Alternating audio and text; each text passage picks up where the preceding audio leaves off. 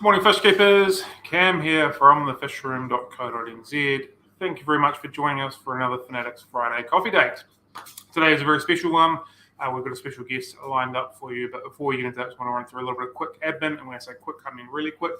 First of all, it's Friday. Let's be happy. Let's have coffee. It's pretty good coffee. Second of all, I just wanted to say thank you for everybody that has sent us a message or offered to help us clean up the shop after we've had the flood over the long weekend. It's really been appreciated. There's plenty of people that have, sent their offers of help and all that kind of stuff. So I really do appreciate it. It just shows to me exactly what this hobby is all about. It's about the people that are involved and the people that are in it. So thank you everybody who has for being involved with that and offering some support there. Second of all, we haven't seen any fish orders out this week, and that's purely because it was a long weekend and basically all the fish have been inaccessible. So everyone that has ordered fish over this week and late last week will be sent on Monday coming up. It just wasn't possible, so I'm really sorry for that, and I will email everybody that isn't watching at the moment this afternoon saying exactly that. So that's where we're at with that. Good morning, Brian, and good morning, Harry. How are you guys doing? Right, without further ado, let's bring our guests on. So, we've got John, who always comes and gives us a hand with this. Good morning, John. Hey, and we have Sam Scalz. Good morning, gentlemen. How are you? I'm good, thank you. Good. All right. First of all, Sam, thank you very much for joining us. Really appreciate it for you to take some time out of your day to be with us. For those of you that don't know Sam, he is an incredibly talented artist, and it's going to be an absolute pleasure to spend some time with you talking about this. So, thank you very much. Glad to be here. Cool. So, first question I've got for you, as always, I've got a few questions lined up. If there's anybody that has any other questions, please feel free to fire them away in the comments. We'll try and get through them. What age did you start drawing? That's my first question for you. Did I start drawing? Yeah. So, started pretty much as soon as I could pick up a pencil. And the funny thing is that the first things I drew were, I'd say I was maybe in a 2-year-old range. I started drawing dinosaurs, or my version of dinosaurs. Mm-hmm. And then after that, I started drawing airplanes. And I never stopped drawing. It's just something that fascinated me from childhood all the way through where I'm at now. I just never, ever stopped. Cool. Do you know why the fascination is there? Do you know what it is that pulls you towards it? As far as towards drawing or towards the subjects? Yeah. Drawing. So, I'm not sure. I don't really remember anyone teaching me how to draw. Mm-hmm. I might have seen something on TV, like, when they would leave the TV on for me and there'd be child programming. I think somebody was drawing on there and I said, I want to do that, but it's hard to totally recall exactly where it started. But honestly, my mother said she could never keep me from drawing. I would draw on everything and all the time. And even through elementary school, every time I did my, in grade school, I did my homework, I'd always have drawings on the side. Wow. Mm-hmm. Yep. Just what you were meant to be. Okay, so at what age did you start, going from dinosaurs and airplanes into fish? So as I was born in Japan, my father was in the Navy, and I was there till I was about 3 years old. So whenever my father was gone, then my mother would take me to this an aquarium. Like, we had a public aquarium nearby. Mm-hmm. And it was called Aburatsubu. I think that's how you say it. And it was just all fish, and you could walk through this tunnel and there would be fish all around you, you see those shark tunnels they have now, but it was just like tropical fish. One thing I recall was yellow tangs. Cool. And Moorish idols in there. And so I would, whenever I had a chance, I would start to draw them. But then I didn't really actually draw a whole lot until we moved to Guam. And I drew a lot of, at that point, I continued to draw fish and airplanes. And I started, foraying into drawing people And then we had some interesting creatures there that I tried to draw, which were like praying mantises, crabs, land crabs, and anoles, which are like, what people call chameleons, little lizards. So, and then shortly after that, we were only in Guam for 2 years. And then from there, we moved to the Philippines, which is where my parents are from. And there's so many inspiring, subjects: wildlife, birds, monkeys, reptiles, spiders, everything you can imagine. So, I just wanted to keep drawing. And at that point, I don't think they really recognized that was going to be my future. That didn't happen until I'd say we moved to the U.S. We moved to California, where I live now. And I'm here in San Diego, California, which is, if anyone doesn't know where that is, that's the most southern county right before Tijuana, Mexico. So the border of Mexico. So I'm literally less than 2 miles from there. If you stand, and it's a hilly area, so if you stand on my roof, you could see Mexico. Wow. And it's pretty interesting. It's so crowded. There's so many houses over there. Yeah. And so when I was here, I just kept drawing. I think I really gravitated towards fish and reptiles. That's when I started drawing. And after that, I really stopped doing most other subjects. Yeah. You just found your calling, that fish and reptiles was your thing. When you kind of gravitated towards like fish and reptiles, did that coincide with keeping them as well? Yes, absolutely. Yeah, I think obviously when you're that close to something, then you have a better opportunity to see what they look like. And at that time, we all know that photography was not that great back then. We didn't have the internet, so books, you had to learn everything through books, and a lot of books didn't even have photos. They had drawings in them. Yeah, that's true. And I was inspired. I wanted to draw, and in my mind, I kept saying, I can draw better than those drawings. Yeah.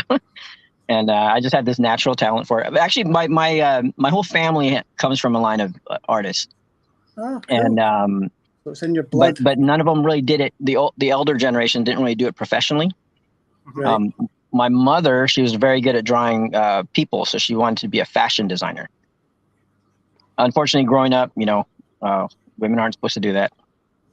They were supposed to raise children, and so she kept. When I was young, she showed me all these collections of these drawings that she'd made, and they looked really, really good. They were like very professionally drawn, like fashion, and and my older brother ended up being an art teacher. Oh. And my youngest brother, he is a graphic designer and a tech guy, but he's really good at doing graphics and stuff. Right. But interestingly, the one that a lot of people are interested in is my other younger brother, the third brother. He is actually head colorist for Marvel and DC comics. Oh, wow. So, I'm the only one that's stuck to fine arts, though. So. Very clearly, definitely through your family, then that artistic vision and ability. That's fantastic. That's awesome. Yes. Yeah. So you've obviously spoken about your mother did art and that kind of stuff, and the whole family does. Who do you think has influenced you the most when you were beginning to start out with in this journey, in this life that you've led doing drawing? It was mostly, both my parents were really supportive of me, not only doing the drawings, but like my father, like he allowed me to modify my bedroom so I could keep all the animals I wanted, Wow. And he actually helped me out to build my first reptile enclosures. And, so most of the reptiles I got in the early days, there wasn't a lot available. You can just buy everything like you could now, so we'd go catch it, So we'd catch gyaranoids, like alligator lizards. We used to have lots of garter snakes out here. And then what you could buy when I was young, what I could afford and could buy were lizards like the coyotes. They didn't have leopard geckos yet available. They were expensive if you ran across them. Yeah. And then no one knew a bearded dragon. What's a bearded dragon? So it was anoles, it was garter snakes. Boa constrictor was the only and corn snake. Those were the only two. mouse eating snakes you could buy. Yeah. And surprisingly, some of the reptiles that you could buy regularly back then for fairly good price, now they're rare and expensive. So I do that. And then I kept fish. My dad bought me a fish tank, and then shortly after that, another and another. And yeah, and the fish hobby like really kind of took over more than the reptiles after a while. So digging a little bit deeper into your artwork, what's your preferred method or your preferred technique of the art that you do? Do you like pencils, painting? Is it canvas stuff? Is it on paper? What do you like to do? I have a very diverse style, but right now, currently, I do the majority of my work in watercolor, transparent watercolors, and then I overlay it and mix media with opaque watercolors, which the term is gouache. So that's basically an opaque watercolor. So the water-based media, you can change it with water, but it's more opaque, so you can layer and layer and layer. And that's what the majority of my work is now. I did in the beginning, I worked a lot in acrylic paints on canvas. Then I switched to acrylic paints on wood panels. And I did some pencil drawings, color pencil, pastel pencils. And then I also, whenever necessary, I enjoy doing pen and ink, like stippling, like scientific illustration. That was inspired by those early books we were talking about earlier. Yeah. Very good. Sounds very fascinating. We've had a question from one of the people watching who'd like to know, what's your favorite type of fish to draw, either freshwater or saltwater? So I get this question a lot, and honestly, my favorite fish to draw is whatever I'm working on at that moment. Cool. Yep. So I really become like a part of that fish's world. So every time I draw a fish, I learn everything I can about it. Cool. So I will not just draw something and not know where it's from, its life expectancy, how to breed it, how it survives in captivity, the different, in some cases, the different races from different streams and areas of a lake or a reef. And so I kind of fall in love with every subject. It doesn't matter if it's a brown fish or a colorful mandarin dragonet, a fish that I have gone back to drawing or painting quite regularly, I just mentioned it, is a mandarin dragonet. So that's, I think it's because it's because I've never really made an image that I am 100% satisfied of. Yeah. And so still taking dragon per se. I keep going back to it over and over again. Another fish I really like is the leafy sea dragon. Oh, they're really cool. Yeah. And being able to see them here, I live and work, I work occasionally closely with some of the guys from Scripps Institute, which is, if you guys haven't heard of it, they're one of the premier places for ichthyology. And it's not far from here. I know the head aquarium, Fernando Nostratpour, and I know a lot of people that have worked there over the years. I've had a lot of backstage, behind the scenes privileges, and got to see the leafy sea dragons in person. So that was real I had nice. to show my daughter a picture of them. She didn't believe they were real. Exactly. I had to show her, she thought I was just lying. It was funny, but no, they're really, really fascinating creatures. So you've just briefly discussed a little bit of the next question is, but can you run us through the process that you take when you're about to undergo a piece of work? Yeah. Okay. So I used to be fairly spontaneous and try to do everything at once, but to help to refine my talents a little bit more, I've started to go through a slower process. So I do a lot of really light drawing. That's important. It's important to get a good drawing, to get a good painting. This is a problem with a lot of people that never really come out with the painted images that they want. It's because they don't know how to draw. Yeah, right. And I tell people, if you need to trace something to learn how to draw, then do it. Because a lot of people will see something and then they don't know how to translate it. They can't translate proportions. They don't look at details like how many rows of scales are there. And this is some of the stuff I did early on too. You know, I made mistakes in the past. I painted fish and then I had the wrong number of fin rays on it, you know? And now I look back on them later and I'm like, oh man, I gotta destroy that thing. But so in the case of the normal stuff that a lot of people see me do now, which is the watercolor with gouache, I paint in layers, but I do it non-traditionally. I sometimes do it reverse from how everyone tells you to do it. Professional painters will tell you, work light to dark, you know? I'm totally opposite. I prefer layers because I think layers creates more depth to me. So, and it's a special quality to gouache and watercolor that allows you, if you know how to treat it, it allows you to really build up depth on the scales and on the eyes. And so I will sometimes line out dark areas before I go through and do the lights. And then if it's not light enough, because people say, oh, but the darks are going to show through. That's what the gouache is for. Then I'll go, you know, like say I'll put a green layer and then I'll put white over it. You'll still see the green shoot through the white, then more green. And if it's still dark, then I'll put another. Sometimes some of my paintings will have like 6 or 7 layers of color. Wow. And once I have the image flatted out, meaning I have all the colors where they're supposed to be, then I'll pop back in with the darkest darks and the lightest lights. That's common knowledge among artists, you know. Yeah. And you know, I sometimes I never know when to stop, so I'll have to put something away for a couple of days and then look at it later, and then I can see what's wrong.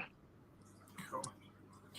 I know this is a bit of a loaded question, like how long's a piece of string, but how long does it sort of take you to do a piece of work from sort of woe to go? Again, I know it's very loaded and it could be anything. But, that's okay. No, I get that question quite often, and it really depends on the subject, because some subjects, they can have lots and lots of scales, and it's very time consuming, because a certain fish you can kind of fudge it with the scales, but other ones have such a precise pattern that it takes you longer to make sure that that's accurate. Like let's take, for instance, an Asian arowana.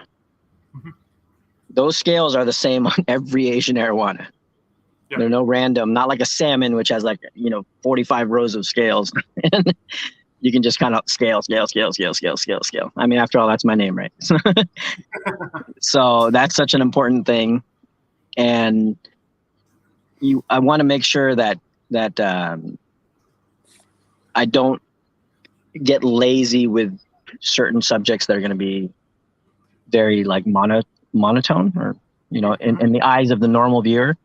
A black fish, a white fish with no scales or with no visible scales, some of the hardest things to paint. Okay.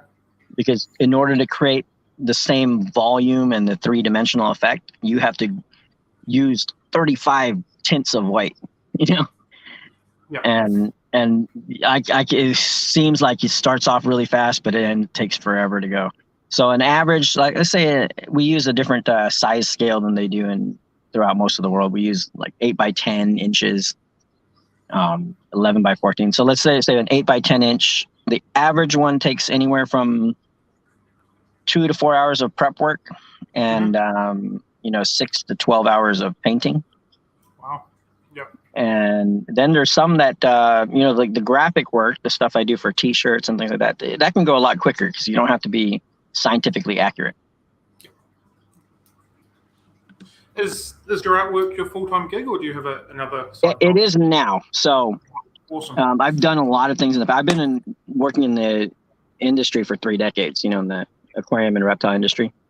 Yeah. But it is now. I went about 6-7 years doing primarily shows, traveling across the country, and then COVID hit.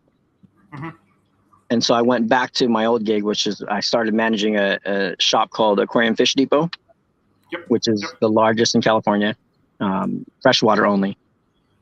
And I've worked with like there's a smaller shop that I work with on a regular basis called Reef and Reptile, and they do primarily just like coral, a few small coral fish, and then all kinds of reptiles and spiders and amphibians. But I've been in, I've worked retail, I've worked public aquariums, I worked as a DJ for 8 years. Yeah, wow. I did progressive electronic, yeah, and then I've dabbled on TV, radio, all that stuff. Cool. So do you art based on like live fish or still photos, or how does that kind of work for you? I have that unique advantage that I am so well connected in the industry and in the hobby that I get to look at some animals like up close that most people don't get to. So when I prefer to see the animal alive, moving. Gives me a better understanding of what they really look like versus a photo, which could not sometimes tell the whole story. Some photos, you look at certain fish and you don't realize the size of them. Either they're really small or they're really big. And you just look at the photos, you think they're a different size. But by seeing them, that gives me a better perspective on how I should paint it. And then the way they move, the way they bend their bodies. That's such an important aspect too. So I prefer to see something alive. Of course, there's situations where I don't get to see them alive. Like there's a coelacanth painting I posted online recently that I did a few years ago. And that obviously I have never seen one of those alive, I've seen videos. But here's one that you might be interested in is I was able to, and I'm painting currently 2 different paintings of tuatara. Cool. And awesome. because San Diego Zoo has tuatara, I've had the opportunity to go back there and see them in person. Oh, that's fantastic. That's really cool. How far through are you on that piece of work? One is a much larger piece, so that's going to take months and months, and the other piece is going to be out for print probably within a month and a half too. Fantastic. That's awesome. That's real cool. Has there been a fish that you haven't been able to draw or complete for one reason or another? Okay, there's a fish. Yes, there's a couple different fish that I kind of have on hold. One of them's a Giardini arowana that I've been working on for a few months. I'll come back to it when I get inspired. But there's a couple fish that I really want to do, and one is an arapaima. But I want to do it full size. Wow. So I realized I can't find a canvas big enough for that. So what I have to do is I'm going to paint it as a diptych, which means it's 2 pieces. Okay. Oh yeah. And I want to paint. What's his name? There's a Korean artist that paints betas. Have you seen that guy? Possibly not. Young Sung Kim. And he paints these betas that are in a little glass bottle. Oh, hold on, and they look like real. real. They look super real. I've actually talked to this guy on social media, and he admires my work. I admire his, obviously. But he's a fairly young artist. He just got married, had his first baby, and this guy had he saw something in these betta fish that he was like, I love the way that they throw the light. And he's such a spectacular realist. And he paints he doesn't look at so he pulls away because he's not a hobbyist like myself. So he pulls away and he looks at the details and not the actual subject. And then he recreates the subject by painting the details. Breaks it down. And that's what I want to do. I want to step back from this arapaima and I want to paint every single scale, every little detail on every scale. So this is going to be a year's project, maybe. Wow. And I'll have to come back to it. Like every month, I'll probably work a few hours on it. But that's what I want to do. His paintings now average about $25,000 a piece, US dollars. Yeah. Wow. Incredible. So for you, what's the hardest part of a fish to recreate? Is it scales, eyes, fins, body? Obviously, you've mentioned like blackfish are quite hard, but is there a particular part that you really? I enjoy. I enjoy painting like the fins, but that is one of the most challenging ones because you want to make sure. I've been more scrupulous about it lately, but you want to make sure that you have the number of fin rays properly. If you're going to be a scientific artist, if you're going to be an accurate realist, there's a lot of fish artists out there that are not. They don't care. It looks like the fish. It's a fish. It's a beta, right? Yeah. It's a beta, and people buy it. People don't care. You got a koi. How many koi paintings have you seen out there that are not really accurate? Lots. Like loads, tattoos on everybody, right? And but for me, that's my curse, like because I'm scientific and because I'm not just an artist, I'm a theologist. So it's important for me to pursue that perfection. So I think that the fins would probably be the most challenging. The other aspect of the fins that's challenging is the fact that most of them are transparent. Yeah. Or translucent. So you have to be able to create the fin without, and there's backgrounds, without compromising the background. So it's a lot of work. Scales is it depends. Some scales, if like a lot of plecos, they have like 3-dimensional scales. They have like a keel on the scale or a spike, and you got to get every one of them. Yeah. All right, cool. Do you draw anything that's not nature related anymore, or you just solely? Not so much. I did dabble in the comic book industry for a while. I did a few different pieces for different books, But so I still have that inside of me that wants to do that. But there's only so much hours in a day in a week. So is that a competitive streak that you've got with your younger brother? Because he works in that industry. You feel like you've got to just I don't know. prove your point. Maybe a little bit, but I kind of got him into that. I was the first one in the comic book industry, and then I got him into it, and I enjoyed every minute of watching his journey as a comic book artist. So I'm not really, I'm the only one in my family that really does the realism stuff. So we don't really compete in that sense, and we kind of all, we lean on each other. Like my youngest brother, we lean on him if we need some web work. And if I need, graphic coloring, I'll go to my other brother. Yeah, very good. If I need just someone to talk to, my older brother. No, that's good. That's good. So that's the end of my important questions per se. So I've just got a few other questions that are just nice, short and sweet and easy to answer before we kind of wrap it up. But is there anything that you want to ask? So before I saw you guys. Well, I saw you put up the link for the Society 6, but there's probably better links to see more current stuff. Okay. So I'm not very active on Society 6. If you want to send those over to me, I can put a post out after this. Okay, that sounds good. Obviously be daytime down for Cam is, and we'll put gather all that in one post if you want to do that way. Yeah, and obviously my Facebook page is also very current. Instagram. Yeah. Sweet. Yeah, we'll share all that sort of stuff for everybody to have a look through. I've had a look through several of the things that you've social media on. Absolutely phenomenal work. So I do encourage anyone to check them out. It's really, really good quality. It's you do ship worldwide, don't you? Yes, I'll ship all over the world, and I also do. I have a clothing line on Threadless, which is going to switch to a separate. Scalz.com will be the new site for everything that I have, artwork and clothing, and then I don't know if you know about the projects I'm working on. I'm doing a fully illustrated pleco book. Wow. Yeah. So the first one's going to feature 50 different plecos.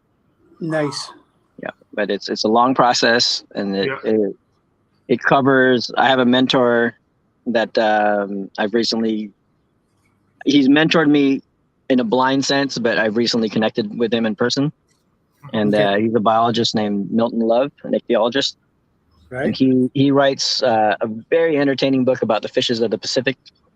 called More Than You Ever Want to Know About the Fishes of the Pacific Coast. And so he's an entertaining writer, and that's what inspires me. Because when you read his books, you're taken into it, because he's funny. He doesn't just tell you how many. This has 13 rows of scales, and the snout to vent length is 14.7 centimeter. None of that. He's like, it's about as big as the size of an average man's hand, whatever, depending on where you live. Stuff like that. Things that don't make sense. He goes, but if you have to know by centimeters, then it's here. If you want to know by inches, this is what it is. Cool. And so that's kind of in that line of writing, and it's going to be covering a lot of the prose will cover my experiences with each fish personally, husbandry and captivity, breeding, challenges with painting it, and conservation issues. Because I am a conservationist too, if you guys didn't know. So I do work with a lot of conservation groups out here. I give a lot of volunteer time and some paid time towards that. Okay. How many bits of artwork are you working on at the moment? Just out of curiosity. You ready? I counted the other day. Oh. There's 127 in progress. Wow. Yeah. Wow. That means that they've already either been started or they're partway through completion. Wow. Cool. That's amazing. That's a lot. That's a lot. So It was more than I expected to. Yeah. Wow. I started counting. I'm like, oh my God, did I actually reach 100 here? There's some spiders. There's some reptiles. There's some plecos, obviously. Yeah. A lot of cichlids, because I'll be attending a couple key. I'm on the Aquashella tour, if you've heard of that. Yeah, I've seen that. Mentioned. So I'll be attending the other 2 Aquashellas later in the year. I already went to Orlando, Florida. Mm-hmm. And then I'll be attending they call it the Triple Crown or Triple Threat. It's the ACA, the American Cichlid Association, but they're combining it with the Live Bearers and Killifish Association. So it's going to be a 3-show event. Cool, that'll be huge. Yeah, it's the first time they're doing this. Rusty Wessel's the one heading it, handling that. So I'll be over there, and then I'll be at the Keystone Clash in Morgantown, Pennsylvania. Mm-hmm. And every year I go to Ohio Cichlid Association out there. Oh yeah. Yeah. That looked awesome. Yeah, I go swim with the fishes at Big Rich at the Ohio Fish Rescue. Cool. I get to swim in the tanks in the pool out there with the fish. Nice. Cool. Okay, so we'll just lead ourselves into my last sort of short and sweet questions I've got for you. Mm-hmm. Because my handwriting is really illegible, just let me rustle around a little bit. So first and foremost, if you're going to throw a dinner party, you can invite 3 celebrities. Who are you inviting? You can use the word celebrity in any loose way that you want. Doesn't have to be Mel Gibson as an example. No. Okay. Well, Russell Wilson, he's the quarterback formerly of the Seattle, what are they called now? Seahawks still. And then he recently was traded to Denver. So he's now the quarterback for Denver. And that's American football for those of you who aren't American. Yeah. And then the underworld star, Kate Beckinsale. She's just a favorite of mine. And and I don't know, the third celebrity. I asked you this one first because I thought it might take a little bit of thinking. Celebrity. You know, you can almost fill in anyone. What's great is that, when you ask a question like this, you're normally supposed to invite people that you've never met in person. Yeah. I've had the privilege, being at Comic-Con and stuff. I've met a lot of my celebrity, celebrity crushes. What do you call them? Crushes. Crushes. In person, so that that's always fun. Yeah. I have not met Kate Beckinsale, and I've not met Russell Wilson, but I have conversed with both of them on Instagram. Cool. Cool. which was awesome, pretty exciting to me. Yeah. Did you invite them for a dinner party? Yeah, I wish. Yeah, if I knew there was one set up, I would have. Yeah. But maybe Elon Musk. There you go. Cool. Sweet. Yeah. Okay. Would you prefer a night in or a night out?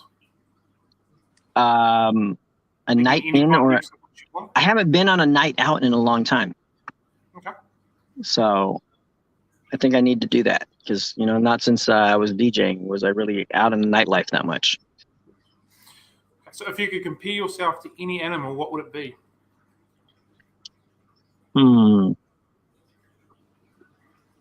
Probably some small, tough cichlid.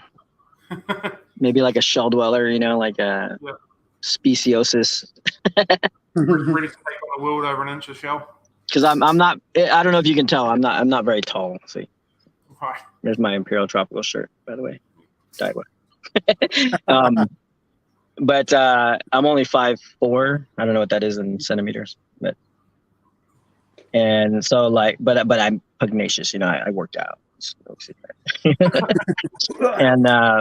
And I've never been one of these guys that's let my size give me a disadvantage. Mm-hmm. And I remember, interfering with some shell dwellers, and they actually drew blood,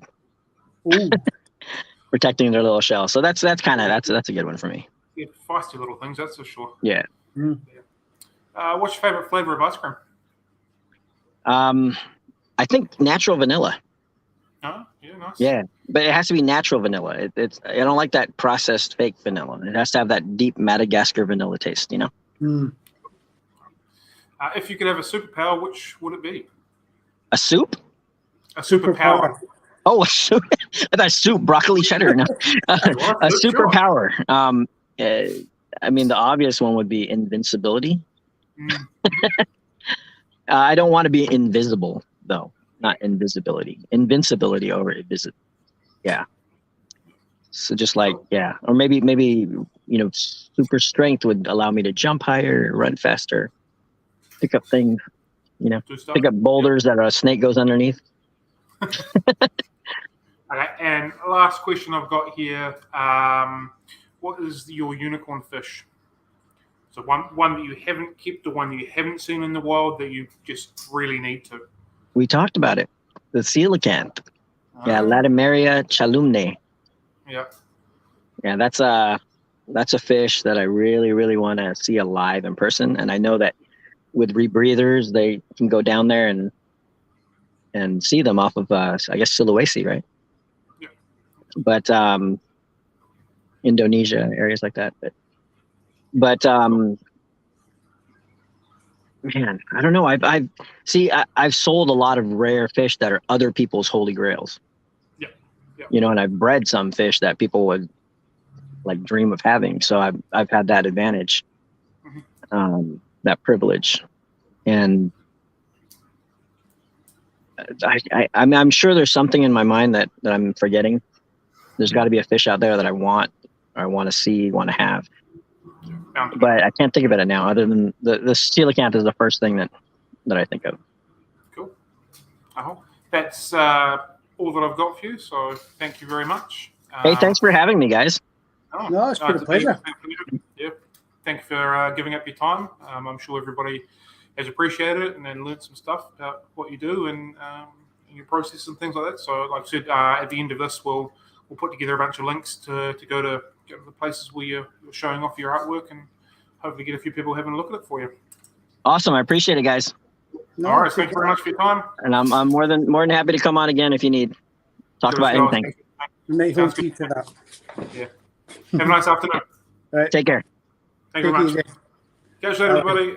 Have a really good Friday. Have a good one, Tim. Yeah, my Friday. My Friday is next Friday. Today, I still have a Thursday to go. Yeah, very good. Well, thank you. All right, bye for now, bye. Cheers. Later.